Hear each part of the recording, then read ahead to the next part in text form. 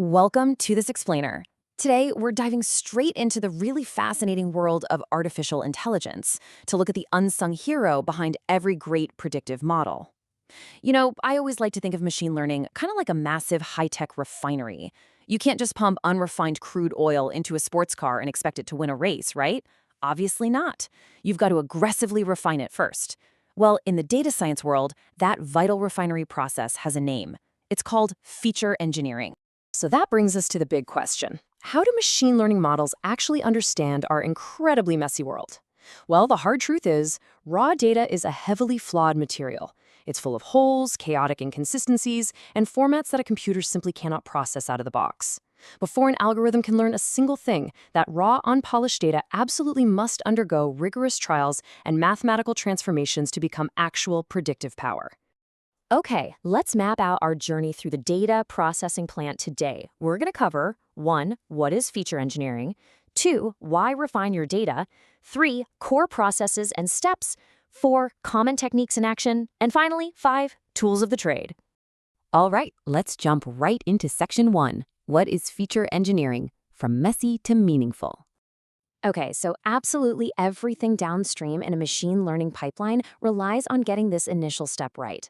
Feature engineering is the process of selecting, creating, or modifying features, which are basically just your input variables, to help machine learning models learn patterns more effectively. In practical terms, this involves hunting down missing values, encoding categories, and mathematically scaling numbers. You're literally taking messy, real-world data and translating it into clean, structured inputs that algorithms can actually understand. Moving on to section 2. Why refine your data? The stakes of preparation. There's an old culinary truth that applies perfectly to data science. A meal is really only as good as the ingredients you cook with, and a model is only as good as the features you feed into it. It has a cascading positive effect on your entire project. First off, you dramatically improve accuracy. Choosing the right features helps the model learn the actual patterns instead of just the noise. Second, you reduce overfitting. By feeding the model fewer, but much more important features, you stop it from just lazily memorizing the training data, which means it performs way better on new, unseen data. Third, it boosts interpretability, making it a lot easier for us humans to understand how the model is actually making its predictions. And finally, it greatly enhances efficiency by speeding up the training process, saving you a ton of time and computing power. Honestly, if you remember nothing else from this explainer, I really want you to take this away. Better features equal better predictions, period. It sounds incredibly simple, I know, but focusing your energy on identifying and refining the most critical data points doesn't just bump up your score on a test set, it literally saves massive amounts of time and resources. Let's step into section 3, core processes and steps, the processing plant. All right, we're now on the factory floor, looking at the heavy machinery of our refinery. We start with creation, using specific industry knowledge or combining existing metrics to synthesize entirely new features. Then transformation, kind of like applying logarithmic math for heavily skewed data. Next up is extraction, where we use techniques like PCA, or principal component analysis, for dimensionality reduction. That essentially shrinks the number of features while keeping all the important underlying information intact. Then comes selection, using filter or wrapper methods to pick the absolute best subset of data. And finally, scaling. This one is absolutely crucial. Algorithms get super confused if one data column is in the millions and another is a tiny fraction. Scaling techniques, like min-max scaling to compress values between 0 and 1, or standard scaling to normalize variance, ensure that all features contribute equally to the final model. So how does all this flow chronologically? Well, here's your standard pipeline. Step 1 is data cleaning, correcting all those inevitable errors in your dataset. Step 2 is data transformation, reshaping things. Step 3 is feature extraction, deriving deeper meaning. Step 4 is feature selection, basically throwing out all the irrelevant fluff. And step 5, which is arguably the most important, is feature iteration.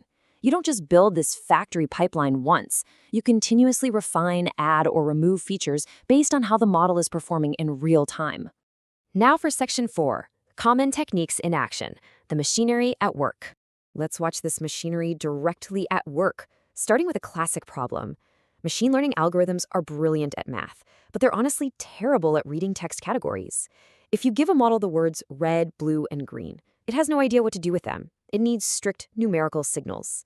That's exactly where one hot encoding comes in. It converts text-based categorical variables into binary indicators. And this brilliantly illustrates how it works. Watch how our single color column explodes into 3 separate columns: color blue, color green, and color red. Instead of a confusing text word, the model just reads a simple true or false, a 1 or a 0, for each specific color. We've instantly translated human language into machine logic. Our next piece of machinery is called binning. Imagine you have a data set of continuous numbers, maybe the ages of thousands of different people. Out of the box, it's just a scattered, chaotic list. Binning transforms those continuous variables into discrete bins, essentially grouping them into neat, manageable categories. It's a really satisfying process to look at. Random, scattered ages like 23, 45, and 18 are beautifully organized into clean, predictable age group buckets like 0 to 20 or 41 to 60. Now the machine learning model can easily analyze broad generational behaviors rather than agonizing over the minor mathematical difference between someone who's 23 and someone who's 24. Okay, let's look at another incredibly common task: text data preprocessing. When you're feeding a whole paragraph of text to a model, you definitely don't want to include every single word. We take a standard human sentence and aggressively strip away all the useless stop words like is and We stem the remaining words down to their bare roots, and finally we vectorize the text, turning the whole thing into a numerical array that the computer can easily read. Let's look at one final, highly effective technique: feature splitting. This essentially divides a single dense feature into multiple subfeatures.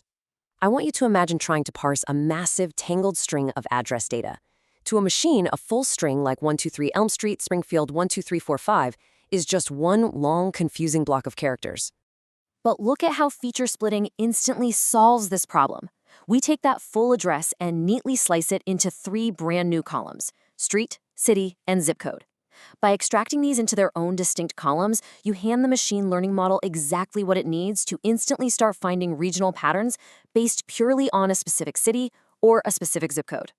Bringing us to Section 5, Tools of the Trade, the Automation Factories. Now, the really great news here is that you absolutely do not have to build all this complex refining machinery from scratch. There's a robust ecosystem of automated tools ready to help us out. Let's do a brisk, energetic roundup of the heavy hitters. We've got feature tools, which is fantastic for automatically extracting and transforming structured data. Then there's Teapot, which is totally fascinating. It actually uses genetic algorithms to evolve and optimize your features. How cool is that?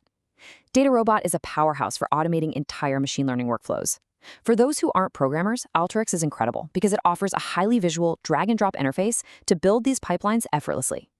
And finally, H2O.ai offers a brilliant suite of both automated and manual tools for scaling and encoding. And that brings us to the end of our refinery tour. The real magic of machine learning doesn't happen when you hit train on an algorithm. It actually happens in the meticulous, creative process of feature engineering. It's about looking at a chaotic mess of numbers and text and finding the pure signal hidden in the noise. So, I'll leave you with this question to ponder. What profound patterns are hiding right now in your own raw data, just waiting for the right feature to finally reveal them? Thank you for joining me on this explainer, and happy refining.